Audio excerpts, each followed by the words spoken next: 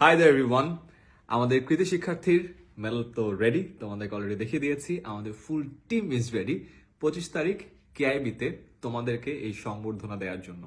আমি থাকবো, মুনজাইন শহীদ থাকবে, আমাদের সকল টিচারও থাকবে, 10 মিনিট স্কুলের ফুল টিম সেখানে থাকবে তোমাদের এই সাকসেস তোমাদের প্যারেন্টস সহ একসাথে উদযাপন করার জন্য।